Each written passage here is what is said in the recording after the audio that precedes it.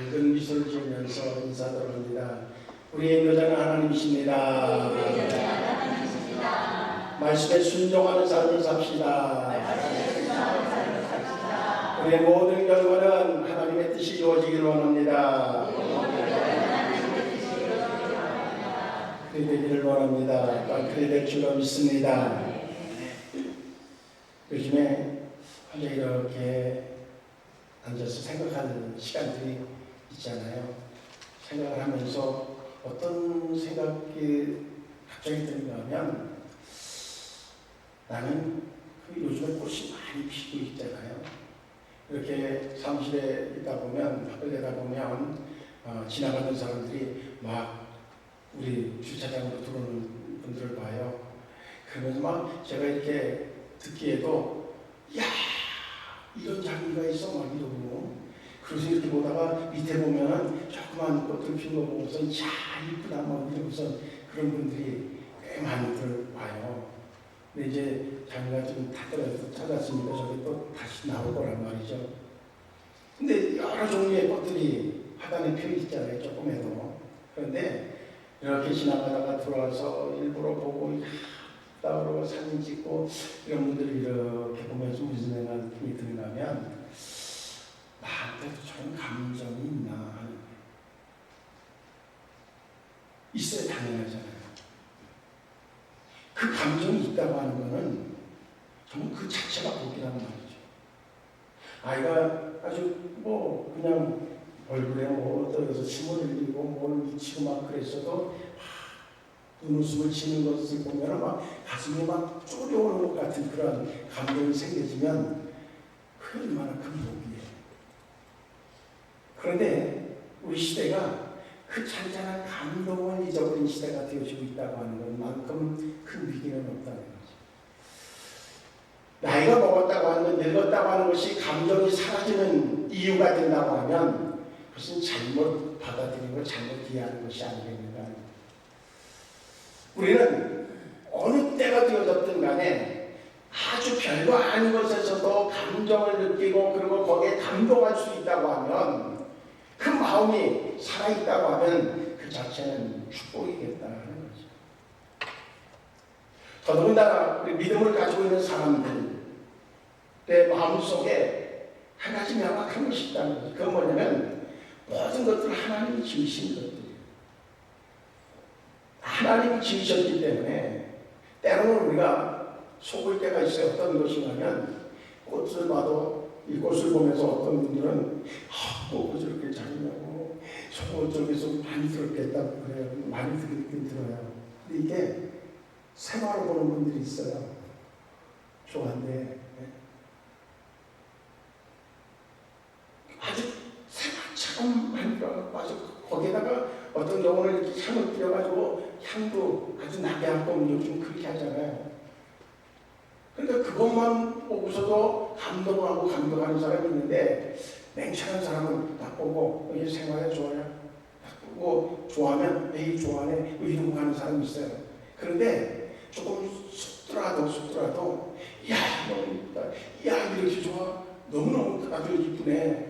그런데 계절에 맞지 않게 펴도 그것이 생활인 줄 알고 그러는 감정을 가지고 있다고 하면 저는 어리석은 게 아니라 그게 축복이겠다 그런 생각합니다.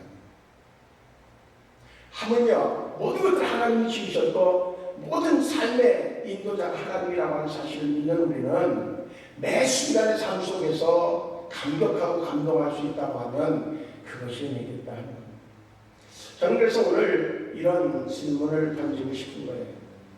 우리의 신앙생활에 특별히 감격이 있는가? 감격이 있는가? 모두의 경험 속에 이런 경험이 있을 거예요. 특별한 이유도 없는데 찬송을 하는데 두 눈에서 나도 모르는 눈물이 주르르 흐르는 거예요. 말씀을 듣는데 그 말씀 속에서 주님이 느껴져서 그래서 막 빨려 들어가고 몸이 막 앞으로 당겨지면서 그러면서 맞아 이런 순간들이 우리에게 있었을 거란 말이죠. 기도를 하는데 하나님께서 왠지 나를 이렇게 막 안아주는 듯하고, 그리고 내 마음의 상처에 손을 대시는 것 같은 그 감동이 막 어찌할 수 없는 복받치는 감동으로, 그리고 울음으로 터져나오는 그러한 순간을 우리가 경험했을 거란 말이죠. 그런데 경험이 아닌 지금 나는 어떤가 하는 거죠. 예배를 드릴 때에 진정으로 하나님 앞에 드려지는 그러한 열정의 마음과 또한 동시에 내가 산적으로 드려지는 그러한 은혜의 시간이 되어지는데, 순수 하나하나가 내 마음을 쳐내는 그러한 감동 속에 예배 드리고 있다고 하면 그 자체가 축복이 아니겠는가. 그런데 그것이 옛날의 이야기가 되어진다고 하면 얼마나 지루할까. 예배할 시간이 얼마나 지루할까. 참 머릿속에 오만 가지 생각이 왔다 갔다 하고, 그리고 시계는 연속적으로 봐야 되고, 그리고 또 핸드폰도 들었다 놨다 하고, 그러한 시간이 얼마나 힘든 시간일까. 우리는 그래서 다시 한번 우리 스스로에게 그런 물음을 물어야 되겠다는 거예요. 어떤 물음이냐면, 나는 매 순간순간마다 감격을 잃어버리지 않은 정말 주님의 은혜 안에 사는 자인가 라고 하는 고백입니다. 오늘 본문 시편 8편은 바로 다윗이 모든 만물들을 바라보면서도 하나님의 은혜가 있음을 발견하고 하나하나를 보면서 감격하는 그러한 모습이 잘 표현되어진 내용이기도 합니다. 그런데 그가 더 큰 은혜를 받게 되어지는 것은 오늘 본문에 말씀을 읽어보면 그렇거든요. 주의 손가락으로 만드신 주의 하늘과 주께서 베풀어 두신 달과 별들을 내가 본다는 거죠. 그 안에 정말 감격이 있다는 거죠. 그런데 더 큰 감격이 있어요. 그것이 뭔가면 사람이 무엇이기에 주께서 그를 생각하시며 인자가 무엇이기에 주께서 그를 돌보시나요. 그 모든 것들을 하나님이 지으셨는데 그 중에서 사람을 지으셨고 그 수많은 사람들 속에서 하나님이 바로 나를 돌보고 계신다는 사실을 느끼게 되어졌을 때에 다윗은 감격 자체였었다는 거예요. 그 수많은 사람들 속에 하나님이 나를 기억하신단 말이에요. 나의 일거수일투족을 바라보면서 그러면서 나를 또한 나의 삶 가운데 개입하셔서 나를 인도하고 계시다는 사실이 느껴질 때에 다윗은 감격 자체였었다는 거죠. 다윗만 그러니까 오늘 이 시간 우리가 경험해야 되는 경험이 있다고 하면 그 수많은 사람들 속에서 다른 사람이 아닌 나에 대해서 관심을 가지고 나에 대해서 하나하나를 다 알고 계시고 나의 과거도 아시고 현재도 알고 그리고 미래까지도 하나님이 계획하시고 나를 지금 인도하고 계시다고 하는 그 사실이 오늘 이 예배를 통해서 남의 얘기가 아니라 내게 들려주는 음성으로 들려주는 복된 시간이 되어지기를 주의 이름으로 축복합니다. 그래서 하나님이 나를 지금 바라보고 계시다. 수많은 사람들 속에서 그냥 스쳐 지나갈 수 있는 사람이지만 그럼에도 불구하고 나를 지금 바라보고 계시다고 하는, 나에게 지금 말씀하시고 계시고 나에게 어떻게 하기를 원하시고 계신지를 아주 선명하게 말씀하고 계신 그 주님이 경험되어지는 이 예배 되어지기를 주의 이름으로 축복합니다.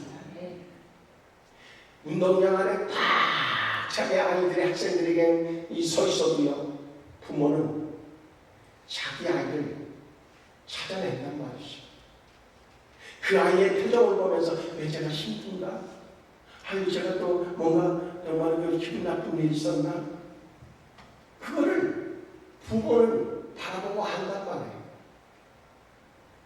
왜? 내 아이이기 때문에. 하나님은 지금 수많은 사람들 속에서 있는 나를 지금 바라보고 계시고 정확하게 알고 계시고 내 지금 심리 상태까지도 정확하게 기억하고 계시고 그리고 그것을 어떻게 하면 그 마음에 하나님이 주시는 감격 속에 살아갈 수 있을까, 그것을 생각하면서 그 향을 지금 뿌리고 계시다. 어떤 이에게는 오늘 시간이 쉼의 시간이 되어지기를 축복합니다. 어떤 이에게는 오늘 이 시간이 치료의 시간이 되어지기를 원합니다. 어떤 이에게는 오늘 이 시간이 그 주님과의 만남을 통하여서 소망이 생겨져서 벌떡 일어날 수 있는 은혜의 시간이 되어지기를 주의 이름으로 축복합니다. 그래서 마크 엘리아스라고 하는 분이 어떤 책을 썼는가 하면 경이로움에 사로잡혀라고 하는 책을 썼어요. 그 책 속에서 이야기하려고 하는 것은 다른 것이 아니라 현대인들이 지금 감격을 잃어버리고 살아간다는 거죠. 특별히 믿음의 사람들이 믿음의 감격을 잃어버리고 살아가는 그것이 가장 큰 불행이라고 그는 지적해 놓고 있어요. 인터넷으로 인해서 수많은 정보를 쉽게 찾아내요. 지식을 이제 쉽게 습득을 해요. 그런데 문제가 뭔가 하면 거기에 경이로움이 사라지고 있다고 하는 거죠. 이런 것이야. 이거야. 그 간격 없이 그냥 지식으로만 왔고 그리고 정보로만 그저 습득해서 자기 필요에 따라서 사용하는 아주 기계적 존재가 되어져 있다는 거예요. 기계적 존재. 요즘에 AI가 발전하면서요. 무엇이든지 입력하면 입력치가 나와요. 100%는 아니라도 상당히 확률이 높은 정보를 제공해줘요. 이제는 앞으로 어떤 그 로봇이 생겨지는가 하면 감정을 교류할 수 있는 것까지도 생겨진다는 거예요. 참 대단하잖아요. 그런데 그 감동이 그렇게 발전되어지는 기계로서의 로봇이 있다고 한들 하나님의 영을 받은 우리보다 더 그들이 현명할 수 있을까? 그들이 우리가 가지고 있는 감정을 흉내를 낼 수 있을지라도 우리만큼 감정을 드러낼 수 있을까 하는 거죠. 그렇게 표현할 수는 없을 거라고 하는 거죠. 이제 우리는 이 시간에 한번 우리 스스로에게 질문하고 우리 스스로에게 다시 자각을 줘야 되는 것이 있습니다. 그건 뭔가 하면 진정한 행복은 감격이 사라지지 않는 이에게 주어지는 특권이라고 하는 겁니다. 신앙생활이 힘있고 능력이 있어지고 그리고 또한 거기에 놀라운 하나님의 축복의 열매가 거둬지기 위해서 우리에게 잊지 말아야 되는 것이 있습니다. 놓치지 말아야 될 것이 있습니다. 그건 뭐냐면 하나님이 매 순간순간마다 나와 함께 하시면서 나의 삶 속에 개입하시면서 허락하시는 그 은혜의 삶에 대한 감격입니다. 우린 그래서 늘 이런 고백이 필요로 합니다. 주님이 하셨습니다. 주님이 오늘도 내게 이런 은혜를 주셨습니다. 주께서 나에게 오늘도 이런 감격을 주셨습니다. 내가 찬송을 부를 때에 내 마음속에 하나님이 임재하셔서 내 마음속에 이런 답을 주셨습니다. 하나님 앞에 기도할 때에 하나님께서 내 마음을 움직여셔서 그래서 나에게 정말 감격 속에 눈물을 흘리게 하셔도 그 눈물을 통하여서 내 마음속에 놀라운 치료가 임하게 되어졌습니다. 그 하나님이 주신 감격에 내가 쌓여서 하나님 앞에 감사를 고백했더니 하나님께서 내 삶 속에 이렇게 기적을 베풀어 주셨습니다. 이것이 끊어지지 않는 우리 생수성도들이 되어진다고 하면 그 이상의 축복이 어디 있을까 하는 겁니다. 이 시간에 우리는 이런 기도를 해야 될 필요가 있습니다. 하나님, 내가 어쩌다 보니 습관에 따라서 그렇게 예배하다 보니 예배를 통해서 나에게 다가와지는 감동을 잃어버렸습니다. 내가 입술로 찬송을 하는데 거기엔 아무 감정이 실리지 않습니다. 내가 하나님 앞에 기도하는데 그저 입술을 움직여줘서 뭔가 단어는 연결되어지는데 그런데 내 마음속에 주님이 나를 만져주신다고 하는 감격이 잊혀지고 있습니다. 하나님, 내게 회복시켜 주시옵소서. 그래서 주님을 만났을 때에 말씀을 들으면서 한없이 기뻤던 그 순간이 나에게 다시 회복되어지기 원합니다. 그 감격이 다시 일어나기 원합니다. 그 감격이 임했을 때에 아이가 하나 나에게 미소 하나만 줘도 내 마음이 막 뜨거워지는 그러한 순간들을 이어갈 수 있었던 것처럼 하나님의 내 삶 자체가 감격으로 이어지는 은혜가 있어지기를 원합니다. 그런 고백이 우리에게 있어지기를 주의 이름으로 축복합니다. 아이는 그저 별말 못 웃어도 잘 웃어요. 어른들은 머리로 판단하고 웃을지 말을지를 결정하고 그 다음에 웃고 그 다음에 찡그리고 그런 반응이 나와진단 말이죠. 왜 그래요? 익숙해져서. 그리고 그 다음 단계가 어떻게 될지를 알기 때문에 우리는 감격을 잃어버리고 살아간다고 하는 사실입니다. 이제 우리는 다시 회복해야 될 것이 있어요. 그게 뭐냐면 다른 것이 아니라 신앙생활의 감격입니다. 말씀에 감동되어지고 기도에 눈물이 나와지고 찬양의 기쁨이 회복되어지는 그 감격이 회복되어질 때에 우리의 삶에 역시 내가 하지 못해도 내가 그렇게 애쓰고 죽쓰고 몸부림쳐도 되지 않았던 일들이 하나님의 도우심의 손길을 통해서 이루어지는 그 기적의 기쁨을 맛보는 우리 모두가 되어질 줄로 분명히 믿습니다. 할렐루야. 그런 의미로 우리 옆에 분들하고 인사하시기 바랍니다. 우리 믿음의 감격을 회복합시다. 또 이렇게 인사합니다. 이 시간에 주님이 주시는 그 뜨거움의 마음을 회복합시다. 우리가 왜 잃어버리느냐? 그것은요, 하나님을 다 내가 안다고 생각할 때에 교만이 되어지고 그 교만의 마음이 싹 트기 시작하면 우리는 감격을 잃어버려요. 우리가 아무리 똑똑하고 아무리 공부를 많이 해도요, 하나님을 다 알 수가 없어요. 우주 만물을 다 지으신 그 하나님을 어떻게 알 수 있겠어요? 그 별 하나에 무리가 지어져 있는 그 무리를 바라보면서 우리는요, 그것을 헤아릴 수 있느냐는 거죠. 헤아릴 수가 없어요. 그 수억만 년을 가야 된다고 하는 그 별자리가 지금 우리에게 빛을 비춰주고 있다고 말이죠. 그래서 그 별자리를 헤아릴 수 있는데, 그런데 그것을 지으신 하나님을 우리가 얼마나 알면 얼마나 알 수 있겠냐는 거죠. 그래서 그런데 중요한 건 한꺼번에서 말씀드린 것처럼 그 하나님이 지금 나를 보고 계시고 나를 기억하고 계시고 나의 삶을 인도하고 계시다고 하는 사실은 놀라운 사건일 수밖에 없어요. 이 시간에 한 가지 묻겠습니다. 그 하나님이 나를 바라보고 계시고 나를 인도하고 계시고 나의 삶의 여정을 그 하나님의 계획 속에서 지금 계획 가운데 인도하고 계시다고 하는 사실을 믿으십니까? 이게 믿어져야 은혜입니다. 그것이 믿음인 거예요. 내가 하나님을 얼마나 아느냐가 믿음이 아니라 그 하나님께서 그 수많은 사람들 속에서 아니면 수많은 것들을 지으신 그 가운데서도 나를 특별하게 사랑하셔서 나를 지금도 내 안에 거하시면서 나의 삶을 인도하고 계시다고 하는 사실을 믿는 것, 그것이 진정한 믿음인 줄로 분명히 믿습니다. 이사야서는 그래서 이사야서 40장 28절을 통해서 그런 고백을 합니다. 너는 알지 못하였느냐? 듣지 못하였느냐? 영원하신 하나님 여호와는 땅끝까지 창조하십니다. 그렇게 고백합니다. 그러면서 55장 8절로 9절 말씀에 어떤 고백을 하고 있는가 하면 내 생각은 너희 생각과 다르며 내 길은 너희 길과 다르니라 그렇게 말씀하시죠.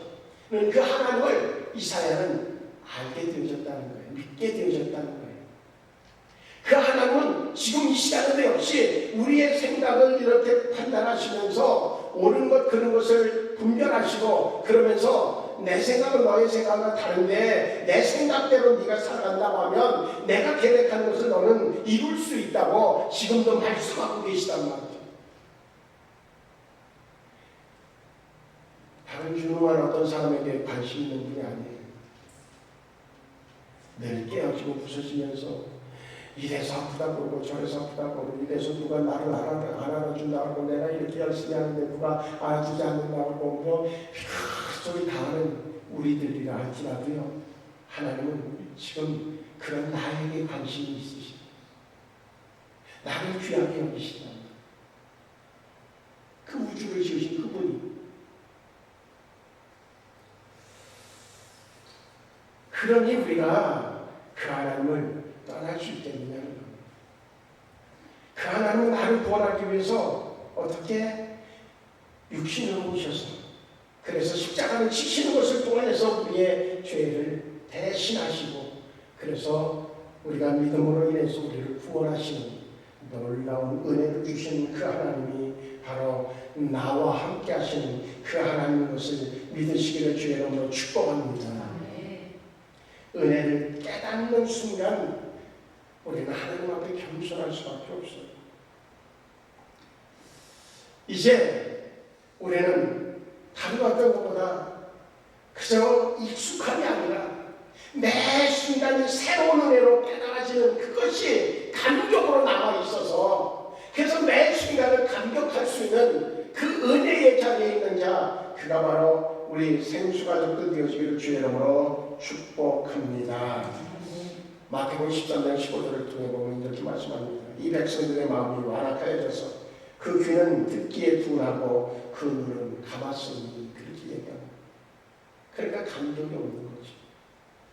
우리도 영적인 눈이 어두워져서 우리의 귀는 막혀져서 그래서 하나님의 음성이 들려지지 않고 하나님이 보여지지 않는 그래서 감동을 잃어버렸다고 하는 이 시간에 그 눈이 밝아지기를 주의 이름으로 축복합니다. 그 귀가 아주 선명해지기를 주의 이름으로 축복합니다. 그래서 주님의 음성이 들려지는 성도 되어지길 바라고 주님이 보여지는 성도 되어지기를 주의 이름으로 축복하며 그 하나님이 우리의 손을 붙잡고 우리를 이끌고 가시는 그 은혜가 느껴지는 그래서 그 경이로움이 회복되어지는 은혜가 있어지기를 주의 이름으로 축복합니다.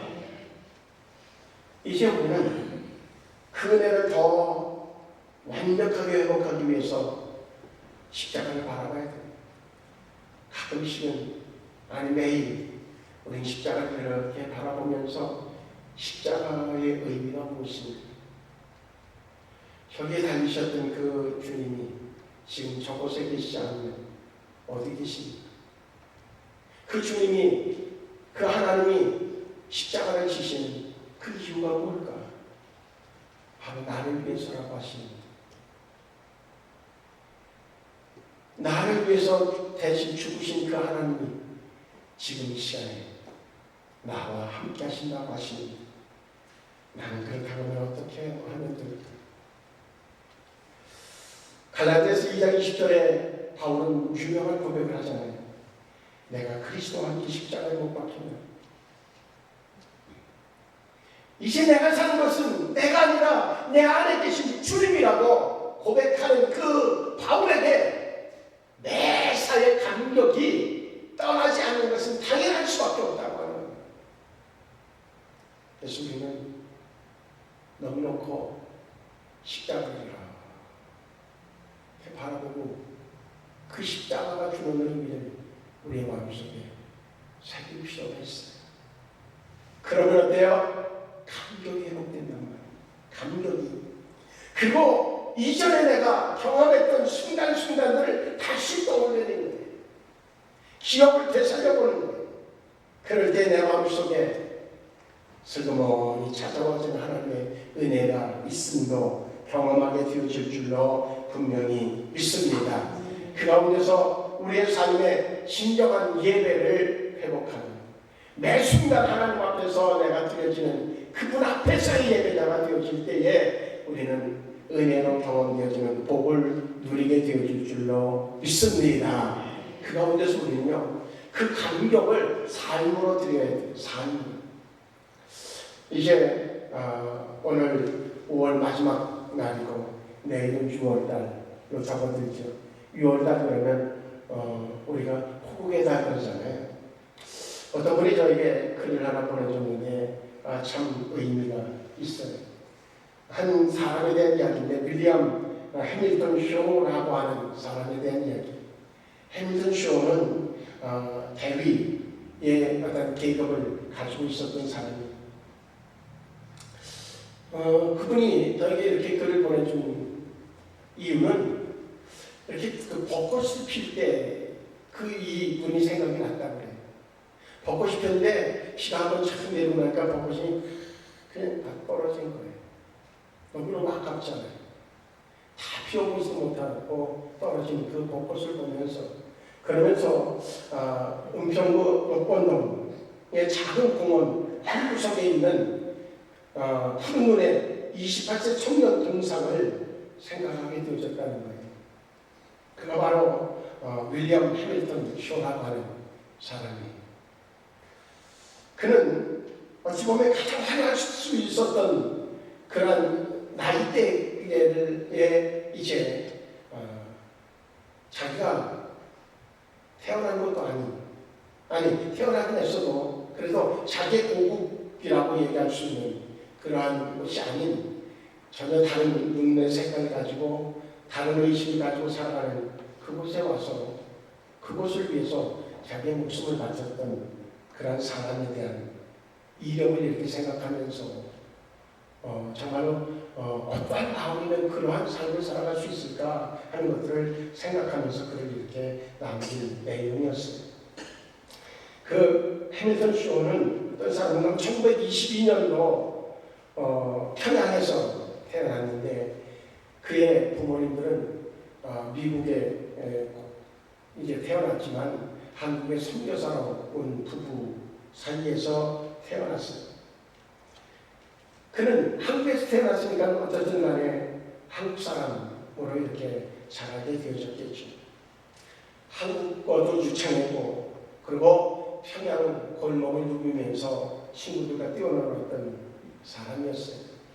그런데 태평양 전쟁이 일어난 그때에 미국으로 건너가서 그는 해군 장교로 복무하면서 노르만디 상륙작전에서 아주 치열하게 전투 속에 있어서 살아남은 참전용사였습니다.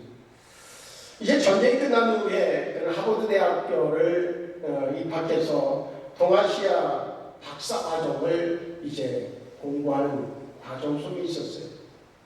그때에 들려진 소식이 있었는데 그것은 다른 것이 아니라 1950년 6월 25일 한국 전쟁이 일어났다고 하는 사실이었습니다. 그 전쟁 가운데서 수많은 사람들이 목숨을 잃었다고 하는 그러한 이야기를 그쪽에서 뉴스로 접하게 되어집니다. 그때 그는 이미 결혼을 해서 두 아들을 둔 가장이었습니다. 한 여인의 남편이기도 합니다. 이제 그런 가운데 그는 미국에서 하버드 대학에서 박사학위 과정을 이제 밟고 있는 사람이니까 나름대로는 그래도 엘리트층에 속하고 앞으로 미래가 밝은 그런 사람이었던 것은 분명하죠. 그는 이미 2차 대전에 참전해서 참전용사로 많은功을 세웠기 때문에 나름대로 그것으로 충분했어요. 근데 그의 눈앞에 이렇게 이미지로 떠오르는 건 뭔가 하면 평양 시내에서 아이들과 막 친구들과 막 뛰어놀면서 했던, 그런데 그 친구들이 지금 송탄에 맞아서 죽어가고 있다고 하는 그 사실은 그냥 지나칠 수 없는 그러한 마음의 잔상으로 남아있어요. 그래서 그는 그의 부모님과 아내에게 편지를 이렇게 띄웁니다. 나는 나의 고향 한국에 전쟁이 났는데 제가 어떻게 마음 편히 하버드에서 공부만 할 수 있겠습니까?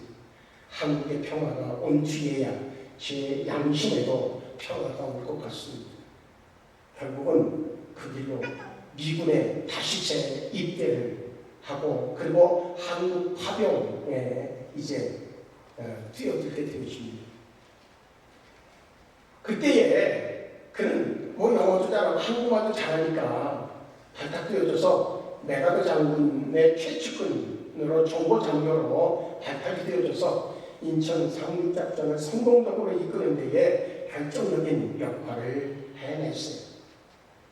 그러면 그 요직에 있으면 죽음의 위험이 거의 없죠. 정보만 분석해서 한국어로 오는 것도 역시 영어로 오는 것을 또 한국어로 그렇게 번역하면서 양쪽에 전달하는 역할을 통해서 아주 좋은 역할을 하면 됐을 거예요. 그는 안전한 그러한 자기의 위치를 버리고 그리고 다시 어디에 해병대에 또 거기에도 아주 전투의 제일 앞잡이로 쓸 수 있는 수색대에 자원을 하게 되어집니다. 1950년 9월 20일 아침에 서울 탈환을 위해서 은평 노권의 일대에서 수색작전을 벌이던 중에 적이 쏘는 총탄에 맞아서 이제 하늘나라에 가게 되어지죠. 그때 나이가 28살이었다고 하는 겁니다. 하버드에 빛나는 하기도 사랑하는 아내와 두 아들의 분도 이제 떠나서 서울의 진흙탕 속에서 피와 함께 그의 따가운 뜨뜻했던 그 온기는 사라지는 그런 존재로 이제 숨을 거두게 되어집니다. 그 소식을 받았던 그 부모들은 얼마나 가슴이 아팠겠어요. 어쩌면 여러 사람들을 원망하고 그리고 그의 시신을 이제 고국으로 가서 미국에 가서 안장하고 그리고 그들의 아픔을 달랬을지 몰라요. 근데 그들의 부모들은 그러지 않았어요. 한국에서 선교사로 지냈던 그것을 통해서 한국에 대한 사랑이 뜨거웠던 사랑이 이제 그들의 마음속에 식지 않았고 여전히 역시 한국의 그 많은 영혼들을 위해서 기도하면서 선교사로 있었던 그들이었기 때문에 이제 그 아들의 그 또한 요원을 따라서 또한 이렇게 하면 좋겠다. 그의 시신을 한국에 이제 계속 머물면서 한국 땅을 위해서 살았던 그의 삶을 빛나는 것이 좋겠다. 여겨져서 노권동에 그를 묻었다는 겁니다.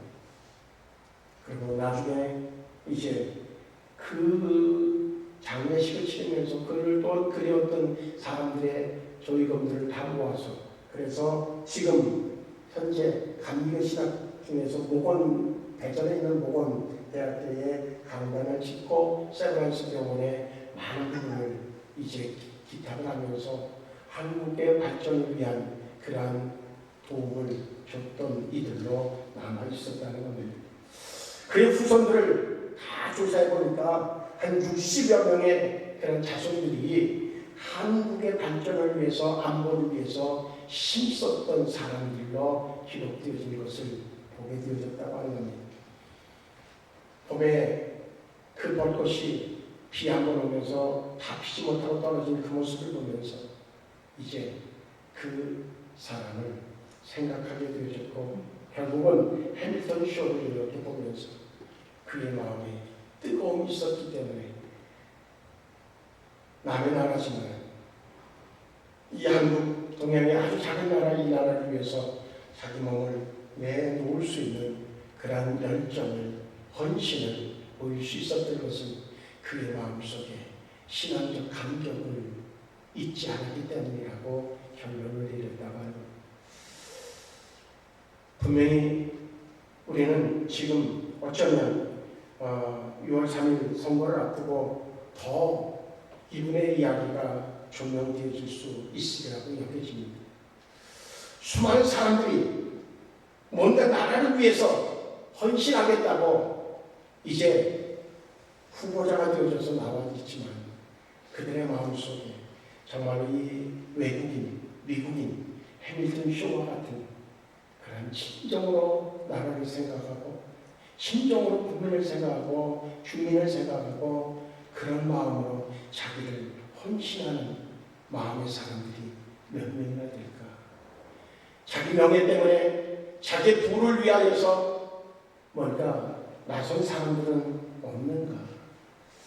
그 수많은 사람들 속에서 어떻게 하면 그래도 이 해밀턴 쇼와 같은 그런 마음의 그 뜨거움을 가지고 있는 사람을 선별해서 우리가 세울 수 있을까? 참 막막한 얘기이기도 하지만 그래도 우리는 우리에게 주어진 축복 그것을 제대로 발휘하면 좋겠다는 생각도 같습니다. 그러면서 본론으로 돌아가게 되어지면 우리 한 사람 한 사람이 그렇게 어느 자리에 나서서 아니면 무엇을 쪽에서 전쟁을 위해서 지원해가지고 군인으로 맨 앞자리에 서서 그저 자유를 회복하기 위한 그 역할을 감당할 수 없어도 내가 있는 자리에서 신앙의 감격을 삶으로 표현할 수 있는 그런 성도로 살아가는 한 사람의 적지만은 빛을 드러내므로 어둠을 밝힐 수 있는 그런 존재로 살아갈 수 있는 그 불이 꺼지지 않는 그 감격이 꺼지지 않는 은혜의 성도의 삶은 살아가는 건 어떻게 했는가 하는 생각을 가져보면서 오늘 이 시간 다시 한번 우리 모두에게 요청합니다. 신앙생활의 감격을 잊었다고 하면 회복할 수 있기를 축복합니다. 회복하게 해달라고 하나님 앞에 간절하고 기도할 수 있기를 바랍니다. 하나님은 여전히 우리를 사랑하시고 나를 사랑하셔서 나에 대해서 한순간도 눈물을 떼본 적이 없습니다. 그 하나님의 그 사랑을 우리가 우리의 삶을 통하여서 보여줄 수 있는 빛과 소금의 역할로 감당해낼 수 있는 그 은혜를 위하여서 감격을 잃어버리지 않는 저와 우리 모두가 되어지기를 주의 이름으로 축복합니다. 기도하시겠습니다. 좋으신 하나님, 우리가 신앙생활하면서 어떤 목적을 성취한 것을 이야기하는 자가 아니라 하나님께서 그 수많은 사람들, 수많은 것들을 지으시고 그 중에 하나를 나를 세우셨는데, 지으셨는데 나를 기억하시고 나를 바라보시고 나의 삶을 인도하고 있다고 하는 사실이 너무나 감격스러워서 그 하나님과의 삶을 여전히 정말로 기쁨으로 감격으로 살아가는 우리가 되어지기를 원하는 그 간절함의 소망이 오늘 시간 우리의 심령에 뜨겁게 와닿게 하여 주시옵소서. 그래서 그 감격 속에서 매 순간순간마다 정말로 감동의 눈물이 흘러넘치고 입술에서는 감사가 고백되어지고 우리의 삶에는 그저 우리의 삶에 헌신이 있어서 그래서 주의 영광을 드러내는 복된 삶의 주인공들이 우리가 되게 하여 주시옵소서. 예수님의 이름으로 기도하옵나이다.